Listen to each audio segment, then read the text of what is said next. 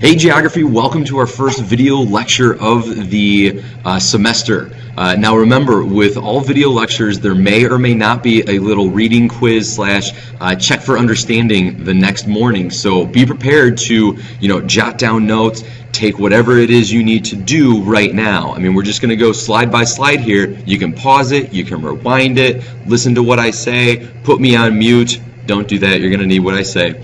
And basically, I'm just going to talk you through this, and you can go through it at your own pace.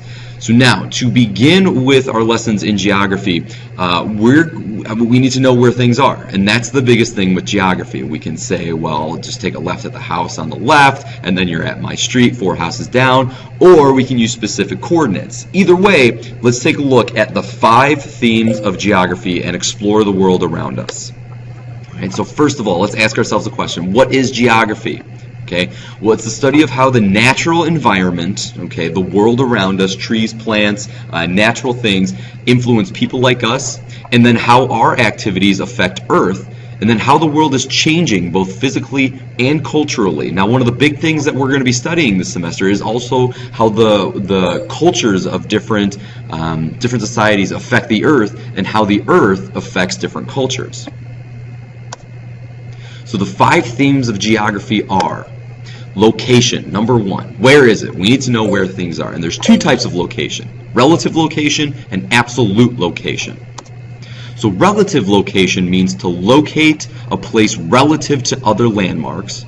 And absolute location is locating a place using a coordinate system. So, for example, to give a relative location of St. Louis, Missouri, we could say that it's in eastern Missouri along the Mississippi River, southeast of St. Charles, Illinois.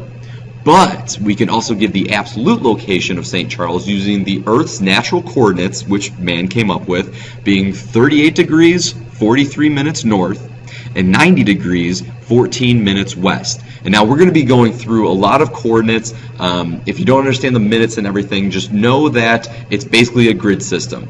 Okay, 38 degrees, 90 degrees. Okay, 38 north, 90 west. Okay, they cross St. Louis, Missouri. Next, we need to talk about latitude and longitude. Now, maybe you've heard these words before. Parallels, meridians, prime meridian, equator. Well, they measure north to south and east to west. This is where we get those coordinates we just talked about from. So the first coordinate that we talk about is latitude. And latitude is measured from the equator with positive values going north and negative values going south. So if you can vision the world right now, think of the equator right in the middle. All right. Is there a globe in here? Unfortunately, no. Okay. Imagine the equator. Okay. Any line on top of it going north is labeled north. Anything going south is labeled south. The longitude, on the other hand, is measured from the prime meridian. And this goes this way on the Earth. It actually goes through a place in England called Greenwich. And with positive values going east, and negative values going west. So it starts with 0. On one side, it's 1, 2, 3, 4, so on and so on. On the other side, -1, -2, -3, so on and so forth. Okay? So here we are. So for example, we can take 65 degrees west, 45 degrees north. Okay? Can you find it on here? Test yourself right now. Pause it, see what you can do. We'll check it the next day. The second theme, place. It's the physical and human characteristic of it. Okay, so physical being landforms, bodies of water, climate, plant, animal life, anything natural. Human, though, is population settlements, architecture, transportation, communication, religion, language, government. The list goes on and on and on. The third big theme, and which one we will be studying extensively in here, is the human-environment interaction. So, we have ourselves, we have humans, and then we have the world around us. And it's how we, people relate to the environment and how we're affected by the environment. So, take Grays Lake, for example. It just snowed 20 inches in like 3 days. How are we still living here? What sort of things have we done to the environment that make it still life-sustainable? So types of human-environment interaction. We adapt to our environment. We build schools. We build buildings. We dress in warm layers. We depend on the environment. Take our water, for example. Look what just happened with the boil order. We depend on that water, and then we change it. We change our environment. We adapt, and we change that water to make it pure and drinkable. Another example of human-environment interaction is I'm going to say this correctly, maybe, the IJsselmeer Dam in the Netherlands. Okay, we're going to be looking at a lot of dams because what dams do is it harnesses water for energy, it stops the natural movement of it, and it gives a lot of different waterways. All right, the fourth theme, it's called movement, and this deals mostly with human.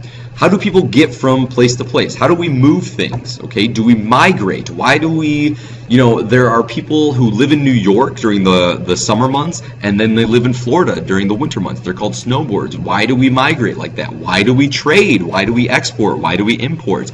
Well, it's a term for interdependence. Okay, now this is a dependence of countries for goods, resources, and knowledge from other countries. For example, here in America, we can pretty much grow whatever we want. We have the technology. However, coffee, sometimes sustainable for life. Okay, coffee is not grown naturally in American climate. We need to trade our goods, which is like corn. Corn grows naturally here. Wheat grows very easily here. Cotton. Okay, we trade that and we get coffee. Okay, we need to trade for bananas. All right. So some examples here. Okay, goods are bananas, pasta, pineapples, olives, cheese. Okay, the countries are from France, Brazil, Greece, Honduras, Hawaii, Italy. All right, all these countries specialize in making one thing. For example, bananas come from Honduras. Right, pineapples, Brazil. Olives come from, well, France and Italy mostly. Cheese, mostly France. Okay, they all specialize in making those so they can trade for the other things. Lastly, region. This is a geographic area displaying some type of unity. Okay, so for example, landforms, very flat here in Grayslake. We also have lakes. Same government, same language, same religion, industry, vegetation, climate. It goes on and on and on. But each region in the world shares something. Okay, mostly what we'll be looking at is this language here. Okay, nothing drives a culture better than language. All right. So some discussion questions. You can freeze this right now. We're going to be getting into these probably Monday, Tuesday-ish. But mostly what we want to just take away from this is, how do these themes affect us? Okay, think locally here. How can these themes really affect Grayslake? How can we apply these themes right here to Grayslake? Okay, now this is the very first thing we're going to be doing with geography and some of the tools that we do. Okay, so just take this as an intro. And remember, come ready to discuss a lot of these in Monday's class. All right, have a great weekend, guys. And just a quick preview, we will be discussing the geography of coffee because I love coffee and it's such a very interesting story the way coffee has come about. All right, have a great weekend, guys.